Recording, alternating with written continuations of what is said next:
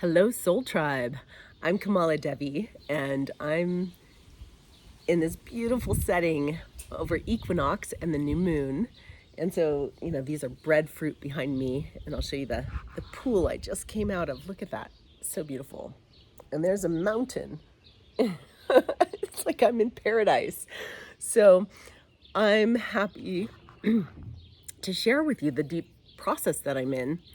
And I want to talk about feedback today because I'm in this gorgeous Eden and I'm reading over feedback forms. So, feedback is a very important part of leadership. If you're going to be in leadership, you have to be open and willing to receive, the impact that you're having on others, the various perspectives, willing to see one shadow, do that work. And so it's a tricky thing though, because feedback can also be really painful. Kind of like when you're at a dance, church or an ecstatic dance, and they're like the sound system goes off and it's like, there's feedback on the mic. It's very painful.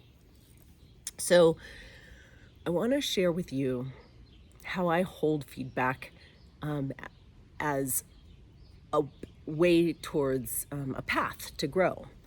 And a lot of people are scared of it because in it there's often judgment, there's often distortion, like people are saying stuff that actually has more to do with them or their transference or their various, and they may not see you really clearly. And it's dangerous to not take it and say, oh, that's just their stuff. That's like completely defending, deflecting, and not seeing how every piece of feedback that someone has, even if it's distorted, is valuable. It's valuable for us to see what's the impact we're having on those we're touching. And so, one key distinction is that whatever is shared actually is shared about my behavior or my being, like my behavior, the way that I'm being, but not my actual being, not my essence. So when people take feedback and they make it mean, oh, I messed up, I made a mistake, that must mean I'm wrong, then they go into this shame spiral of just feeling really broken, feeling really wrong, and then the feedback's not helpful. Instead, it's counterproductive. And a lot of times people don't like taking feedback because they feel like it shows that they're ignorant or they're broken or they're some way deeply flawed.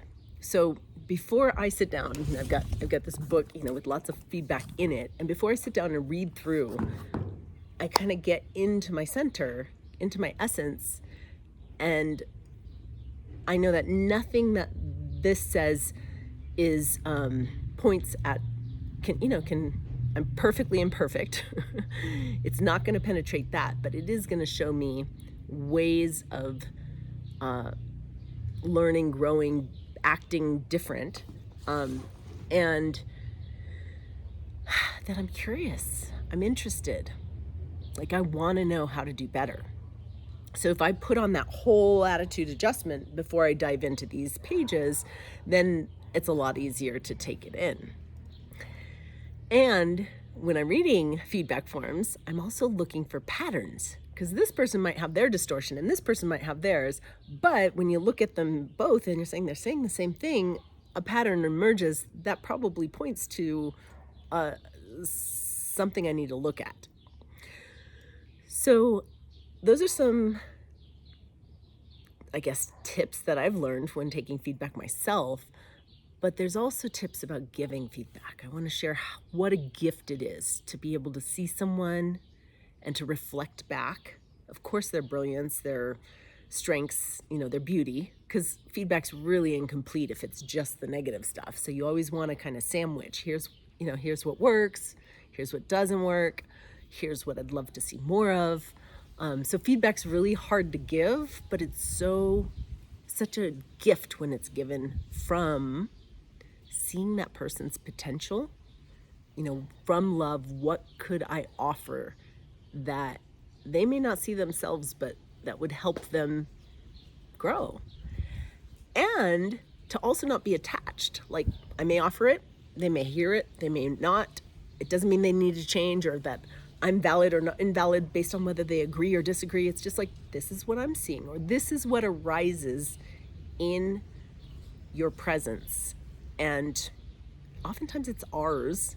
And I always take ownership. Anything that I share with anyone is usually as much a reflection of me.